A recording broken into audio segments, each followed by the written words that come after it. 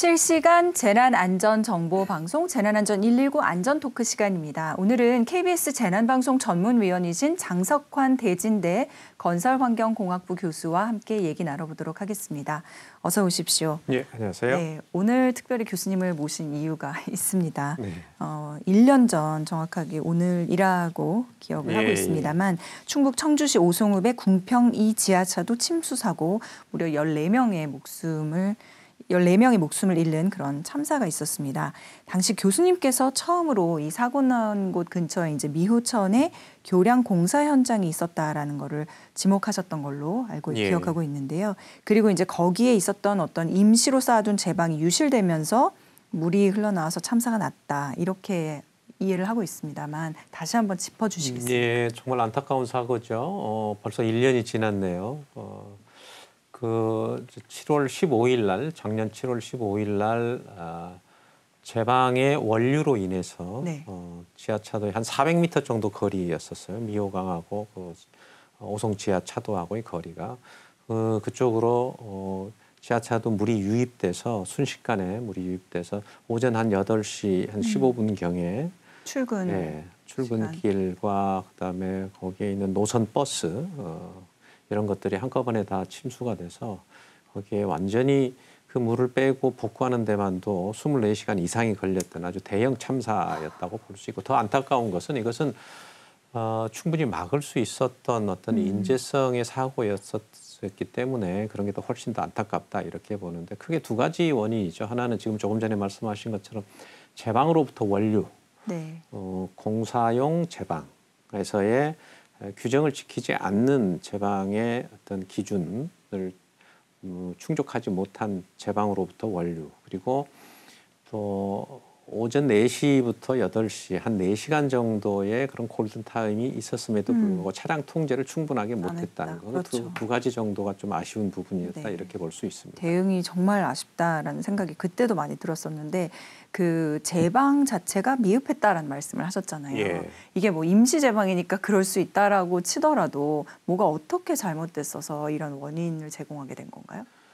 그 미호강은 그 전에 이제 한 2, 3년 전부터 그 미호강 교량을 공사하고 있었습니다. 네. 보통 이제 교량을 공사하기 위해서는 그 교량을 놓기 위해서는 거기에 이제 콘크리트 타설도 해야 되고 또 거기에 세굴 방지 이런 것들도 해야 되기 때문에 차량이 진출입이 그렇죠. 가능하도록 하기 위해서는 제방을 일부를 절개를 합니다.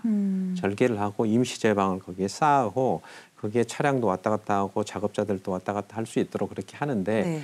그 보통 제방은 임시 제방이라고 할지라도 제방을 축조해야 되는 그 설계 기준이 정해져 있는데 네네. 그게 하천 설계 기준인데 이 하천 설계 기준에 의하면 미호강의 제방은 계획 홍수량보다도 1.5m 이상을 축조하도록 그것은 규정으로 되어 있습니다. 근데 이게 나중에 이제 그 부분들을 추적을 해 보니까 약 60cm 정도가 낮게 쌓아져 있던 것이죠. 근데 정말 공교롭게도 그 당시에 작년 7월 15일 날 왔던 홍수량이 그 홍수위가 그 60cm 못 미치는 그 사이로 넘었기 때문에 그 부분들이 만약에 설계 기준만 지켰더라도 네. 물이 원류가 되지 않았었고 또 비가 조금만 덜 왔더라도 그 60cm 이하로 쌓아진 그 제방의 아래의 홍수 위로 나왔을 텐데 그러나 어쨌든 지금 현재의 기준을 충족하지 않고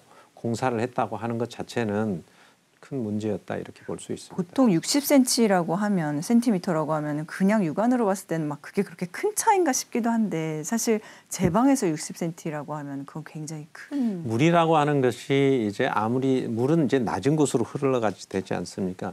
그러니까 아무리 적은 쪽이라도 그쪽으로 한쪽에서 물이 원류가 되기 시작하면은 물의 힘이 제방을 충분히 무너뜨릴 수 있기 때문에 그러니까 적은 곳에 구멍이 나는 제방의 아주 적은 구멍으로부터 제방 전체가 무너지거든요. 그러니까 60cm라고 했을 때 거기에서 10cm, 20cm, 30cm 정도만 하면 그 물의 힘이라고 하는 것은 제방을 충분히 무너뜨리고 그 많은 양이 한꺼번에 오송 지하차도까지 오는 그 시간도 400m밖에 걸리지 않기 때문에 불과 10여 분 만에 도달할 수 있는 거리였고 그렇기 때문에 굉장히 위험한 상황이었다 이렇게 볼 수 있습니다. 그래서 기준을 꼭 지켜야 하는군요. 그렇습니다. 네. 그 아까 이제 말씀을 주셨는데 두 번째 이유라고 했었던 그 새벽 4시 10분부터 이미 홍수 경보가 발령이 됐고 그때부터도 주민 대피나 차량 통제 필요하다는 요청이 계속 있었잖아요. 근데도 이게 이뤄지지 않았기 때문에 이렇게 큰 참사로 이어졌는데 그거는 그럴 수밖에 없었나요? 왜? 4시 10분에 벌써 이제 홍수 경보가 금강 홍수 통제소에서 하고 유관기관에 이제 다 통보를 하도록 그렇게 되어 있어서 통보를 했는데 이게 이제 관리 주체가 각각 상이합니다. 그러니까 차량과 그다음에 교통 통제와 그다음에 홍수 예경보 이런 관리 주체들이 각각 상이하기 때문에 지자체와 그다음에 홍수 예경보는 이제 금강 홍수 통제소에서 관리하고 환경부 산하에 있는 그리고 이제 도로 교통의 어떤 통제나 그런 걸 받는 데는 또 이제 지자체에서 청주시나 충청북도에서 하고 또 직접적으로 차량을 통제하는 것은 또 경찰의 협조를 받아야 되기 때문에 경찰의 협조 이런 부분들이 충분하게 유기적으로 연결되지 않고 또 새벽이었기 때문에 그렇지만 그때는 굉장히 긴박한 상황이었고 홍수시였기 때문에 다들 비상근무를 하고 있었을 텐데도 그 연락을 받거나 이렇게 전체적으로 했던 부분들의 전문성이 좀 부족한 그런 판단의 미수 이런 부분들까지 좀 복합적인 것으로 되었다 이렇게 보였습니다. 그럴 때는 정말 순발력 있게 판단을 해야 되는데 그렇습니다. 판단의 주체도 다르고 하면은 진짜 이제는 그럼 많이 개선이 됐습니까? 그 이후로?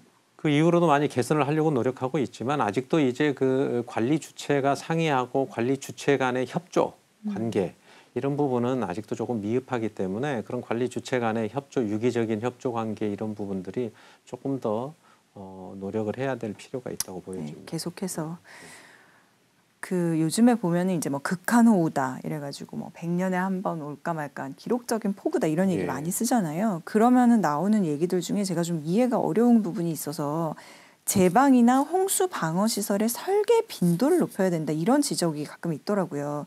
이 설계 빈도라는 게 정확히 뭔가요?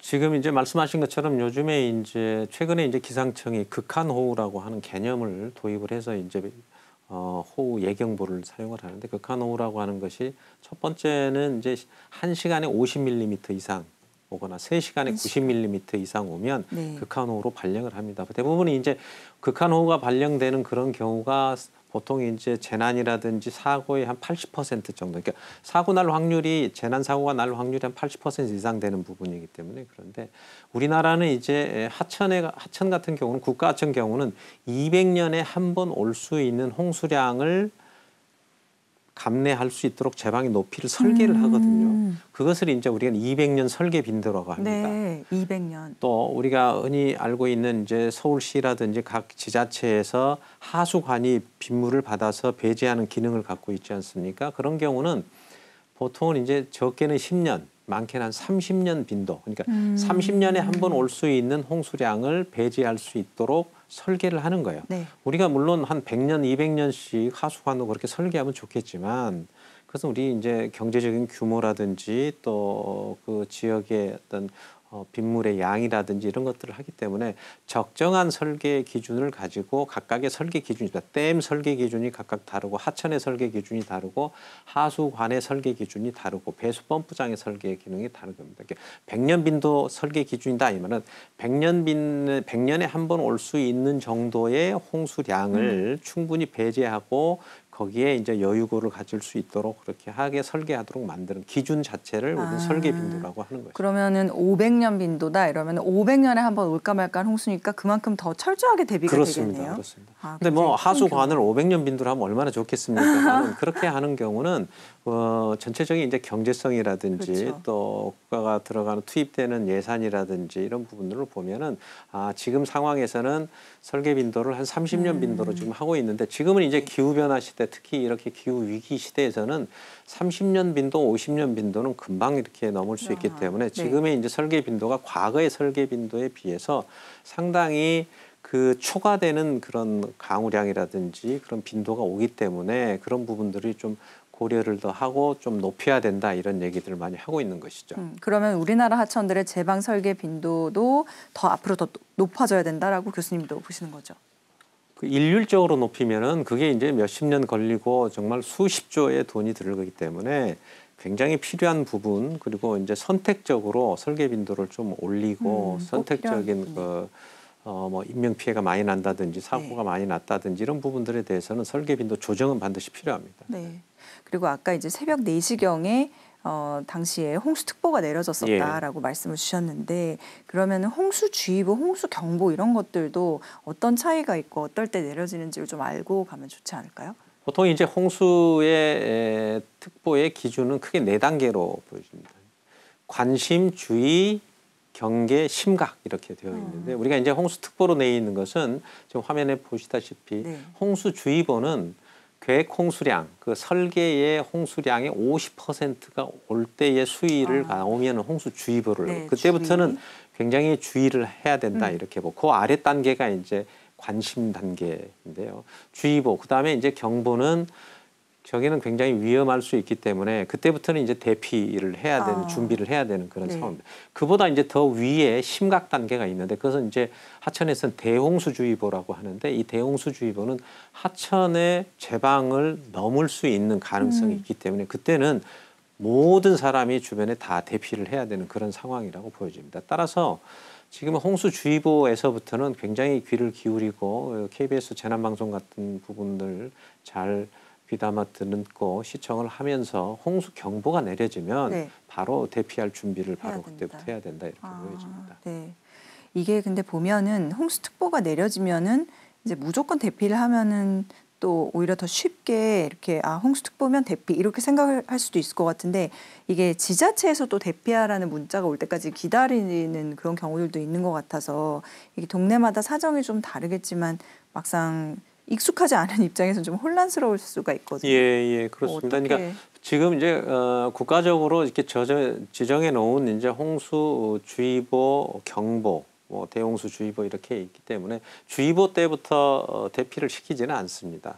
대부분 이제 경보 때부터 대피를 시키기 시작하는데 문제는 지금 말씀하신 것처럼 아주 소유역별, 지역별로 편차가 크기 때문에 그 지역은 그때 그 지자체에서 판단을 하도록 그렇게 되어 있습니다. 그래서 모든 지자체는 위험지구라고 하는 게 있어서 재난위험지구가 있기 때문에 그 재난위험지구에서는 주의보 단계에서부터 피해야 되는 그런 상황들이 있죠. 예를 들면 지자체 입장에서 보면 소하천이나 지방하천의 제방이 설계보다 훨씬 낮게 지금 되어 있다든지 그런 부분들은 주의보가 있을지라도 그 경우는 원류를 할 가능성이기 때문에 그때부터 이렇게 한다든지 산사태 같은 경우도 마찬가지고 산사태는 산사태 주의보나 경보 단계까지는 가지 않았어도 산사태 과거에 났던 데라든지 최근에 절개를 한 부분이 있다든지 이런 부분들에 대해서는 그 아래쪽에 있는 마을은 조그만 비가 오거나 비가 오랫동안 와서 충분히 땅 속에 물을 머금고 있는 상황일 때 비가 더 오게 되면 산사태가 날 가능성이 있기 때문에 이런 부분들 같은 경우는 미리 지자체에서 그런 부분을 판단해서 각 지역별로 요즘에 이제 우리 동네 예보라고 그래서 각 아주 디테일하고 아주 적은 부분들까지 할 수 있도록 요새는 이제 AI 기법이라든지 이런 여러 가지 ICT 이런 부분들이 발달해 있기 때문에 그건 충분히 가능하고 그런 부분들에 대해서 지자체도 더 신경을 써야지만 될 거라고 보여집니다. 네. 그리고 교수님께서 이제 저희 KBS 전문위원으로 활동하시면서 여러 차례 강조해 주시는 게 있던데 댐과 하천의 통합 운영 이게 굉장히 중요하다 이런 말씀을 하셨거든요. 그런 얘기를 하시는 배경은 뭐고 이게 정말 왜 중요한 건가요? 보통 전체적인 홍수를 기준으로 보면 댐에서 한 40% 정도 홍수 조절을 합니다. 그럼 나머지 이제 60% 정도는 하천에서 하는데 하천에서 홍수 조절이라고 하는 것은 제방의 높이로 해야 되는 거거든요. 근데 댐은 설계 기준이 조금 전에 얘기한 것처럼 댐은 설계 기준이 200년에서 많게는 500년 빈도 정도로 되어 있지만 하천은 100년 혹은 200년 정도로 되어 있거든요. 그래서 댐에서 방류를 200년 이상 빈도가 나왔을 때 방류를 하게 되는 경우에 하천에서 다 받을 수 없는 그런 상황이 될 수도 있고 또 하천하고 그다음에 하천과 연계되어 있는 도심지에서 배수 펌프장 같은 경우는 적게는 30년에서 50년 빈도로 되어 있기 때문에 아까 소위 설계 빈도라는 예, 게 다르네요. 그 설계 빈도가 각각 다릅니다. 근데 이걸 다 획일하고 똑같이 할 수는 없죠. 단 이런 상황에서 200년 이상의 빈도로 댐에서 방류를 할 때 하천에서는 어떻게 받아야 될 건가에 대한 연계성, 또 배수펌프장에서 기준으로 봤을 때 100년, 200년 빈도의 홍수량이 왔을 때 배수펌프장에서 어떤 식으로 그것을 그렇죠. 배제를 시킬 건가 하는 부분들에 대한 연계를 통해서 이 부분들이 가야 되는데, 그러기 하기 위해서는 조사나 이런 정보 이런 것들도 서로 공유할 필요가 있고, 또 의사결정기구도 같이 공유를 해서 합리적인 의사결정을 좀 해야 되는 그런 부분들이 있고, 제일 중요한 것은 이제 내수, 외수, 댐, 즉 도심지에서 침수, 하천의 범람, 댐에서 방류량 이런 것들이 전체적으로 연계해서 그렇죠. 유기적으로 해야 되겠죠. 관리를 하고, 그런 부분들에 대해서 예경보도 같이 연계를 하고 그렇게 해야 돼요. 과거에 댐에서는 충분하게 자기네들 기준으로 해서 방류를 했는데 갑자기 댐 하류가 넘쳐서 네. 드는 경우도 상당히 많이 있었거든요. 그래서 그런 부분들 같은 경우도 역시 이런 그 통합 관리가 부족해서 일어난 사례다 이렇게 볼 수 있습니다. 그럼 교수님께서 그런 말씀을 하시는 건 지금 현재 그 통합 관리가 많이 안 되고 있기 때문인가요? 지금까지 과거에는 되지가 않았었는데 지금은 이제 많이 이제 통합 관리로 이제 변하고 있고 바뀌고 가고 있습니다. 그래서 이제 뭐 물 통합 관리를 해야 되겠다 하고 이제 환경부로 지금 이제 모든 물 관리를 이제 일원화시킨다고 했지만, 아직도 환경부에서 물을 관리하고 있는 것이 다가 아니고, 네. 농림수산식품부에서는 농업용수에 전국에 있는 약 2만 개 정도 가까이 있는 그런 농업용 저수지의 물 관리는 농림수산식품부에서 하고, 또 한수원이라고 하는 수력발전용 댐에서는 또 산자부에서 산업자원 거기에서 하고 있기 때문에 각각의 아직도 완전한 통합 관리가 이루어지지 않고 있다 이렇게 네. 보여집니다. 서울에서도 지금 돌이켜보면 한 2년 전에 동작부에 시간당 예. 141mm 정말 기록적인 폭우였는데, 그때 저도 운전하고 가다가 정말 앞이 안 보여가지고 예, 너무 예, 당황했던 기억이 나요. 물이 뭐 밑에 도로에 잠겼던 건 물론이거니와. 근데 이제 그날 신림동에서 반지하에서 또 사고가 나서 일가족 예. 3명이 침수로 사망을 하는 일도 있었고, 그로부터 또 한 달 뒤에는 태풍 때문에 이제 포항에서 아파트 지하 주차장 맞습니다. 침수 사고가 나서 또 흰남노 7명이 때죠. 네. 맞습니다. 이렇게 이 지하 공간 침수로 인해서 인명 피해를 좀 막으려고 하면 어떤 대책들이 있을 수 있을까요? 지금 이제 그 말씀 드리기 전에 지금 141mm 말씀하셨잖아요. 5일 전에, 그러니까 7월 11일 날 밤에 전북인가요? 그 어청도라는 데 146mm 시간. 그러니까 146mm면은 지금 뭐 운전하시다가 운전을 못할 정도라 그랬는데, 네. 아무리 윈도우 블러시를 아무리 빠른 해도. 속도로 해도 전혀 그 작동에 대한 그 효과가 없는 없어요. 그런 정도가 되는 정말 게 지금 당황스럽더라고요. 100mm 이상 오는 거거든요. 자동 경보 그 우량 관측 시스템으로 보면 146mm는 우리나라에 있는 모든 기록을 다 갈아치운 거였어요. 과거에 1989년도에 전남 순천에서 145mm가 최고였었고, 서울 지역에서는 조금 말씀하셨던 이제 2022년이었죠. 예, 2022년. 그때가 141mm. 그때가 가장 최고. 빈도로 따지면 그게 한 500년 빈도가 넘거든요.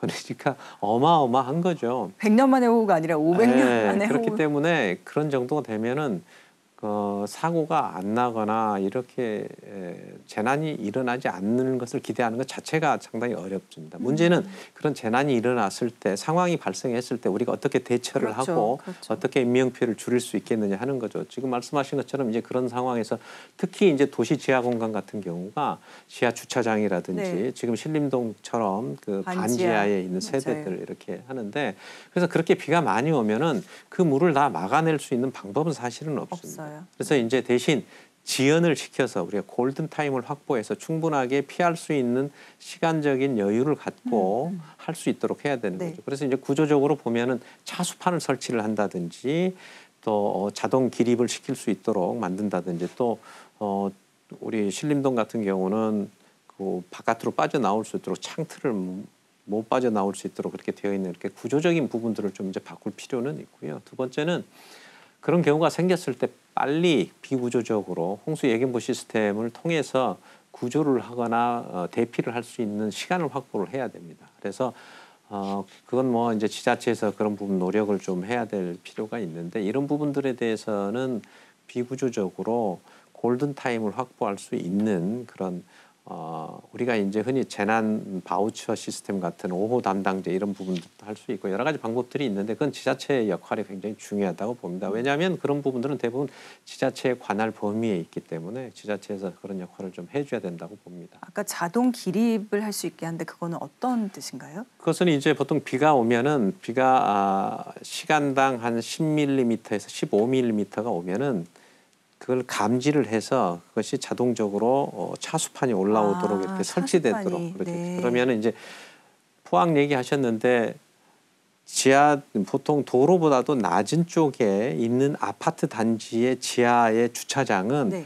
그쪽으로 물이 다 물이 쏠리게 몰리겠죠. 돼 있거든요. 그렇죠. 그렇게 해서 도로에서 10cm 정도 이상의 도로물이 찬다든지 아니면 강우량 기준으로 해서 시간당 30mm가 온다 그러면 바로 자동으로 가서 인위적으로 하는 것보다 위에서 바로 자동으로 이렇게 기립해서 그걸 막을 수 있도록. 그렇다고 해서 완벽하게 막을 수는 없지만 그러면은 최소한 시간이라도. 서너 시간 정도는 충분하게 시간을 벌어서 그런 그렇죠. 골든 타임을 확보할 수 있다 이렇게 보여집니다. 자동 기립. 네.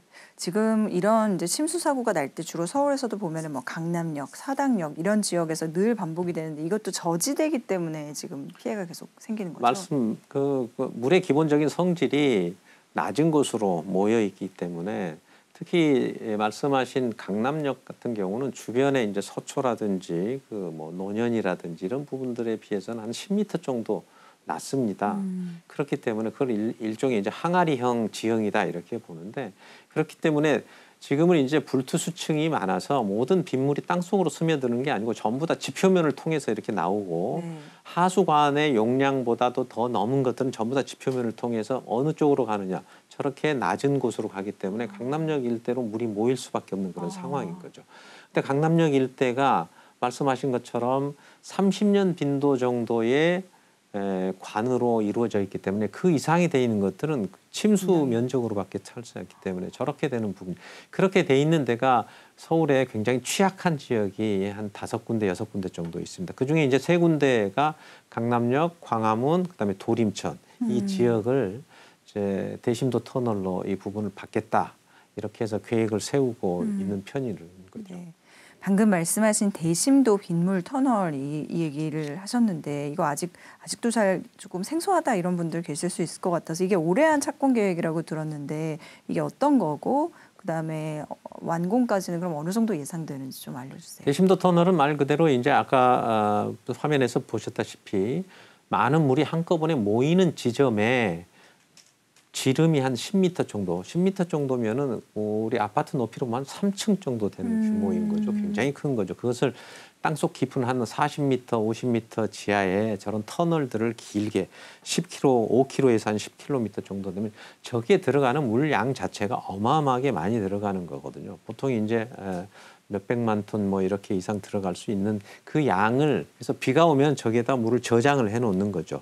저류조 역할을 할 수 있도록 하는 거죠. 지금 서울시에서는 이제 신월 대심도 터널이라고 그래서 신월동에서부터 목동까지 안양천으로 물을 빼는 그 지역에. 네. 그래서 과거에 목동에서 신월동이 저지대에서 굉장히 홍수가 많이 났었는데 그것이 완공되고 난 이후에 한 번도 홍수가 나지 않았던 그런 사례들을 봤을 때 저런 부분들이 굉장히 필요한데 지금은 3군데 광화문 그다음에 강남역, 도림천 이 3군데가 이제 대심도 터널을 계획을 하고 있는데 2028년 완공을 목표로 하고 있습니다. 일부는 저게 이제 한 3군데 해서 한 1조 정도 듭니다. 네. 1조 정도 들여서 저런 부분을까지 해야 되느냐 하는 그런 일부의 그런 말씀들도 하시고 계시는데 사실은 선진국과 후진국의 차이는 이런 재난에 대해서 얼마나 사람의 인명을 중시하느냐 이 부분이거든요. 그래서 우리가 과거에 도림천에서 신림동에서 반지하 사건도 있었고 또 강남역에서는 맨홀에 빠지는 사건도 있지 않았습니까? 네, 그런 맞습니다. 것으로 봤을 때 한 사람의 생명이라도 살리기 위해서 국가가 저런 정도는 충분히 투자를 하고 이제는 우리나라의 국격이나 우리 경제력으로 봤을 때는 충분히 가능하고 반드시 해야 되는 사업이다 이렇게 보여집니다. 네, 이게 지금 계획보다 조금은 늦어진 걸로 돼 있는데요. 예. 그렇죠. 2028년 12월에 완공되면 2029년까지 이제 그때부터 작동이 가능. 그럼 그 전에는 이런 일이 없어야 되겠네요. 그렇죠. 분명히 좀 그런 일이 없어야 될 부분인데 뭐 우리가 자연이라고 하는 것을 우리가 뭐 인위적으로 막을 수는 없고 대신 우리가 이제 그런 사례들을 통해서 충분하게 아까 얘기했던 이제 비구조적으로 예경부 시스템을 더 고도화시킨다든지 또 소규모 저리조 형태들을 많이 활용을 통해서 이런 부분을 그 골든 타임을 좀 확보하는 그런 형태로 해서 지금은 이제 빗물 맨홀 뚜껑에도 사람이 빠지지 않는 추락 방지 맨홀 시설들도 많이 지금 하고 있기 때문에 그런 것들을 개선해 나가면서 저런 이제 대형 침수 방지 시설 이런 부분들도 같이 겸할 필요가 있다고 보여집니다. 알겠습니다. 자, 오늘 정말 그 오송 지하차도 참사 1주년을 맞아서 KBS 재난방송 전문위원이신 장석환 대진대 건설환경공학부 교수 모시고 말씀 나눠봤습니다. 교수님 오늘 말씀 고맙습니다. 감사합니다.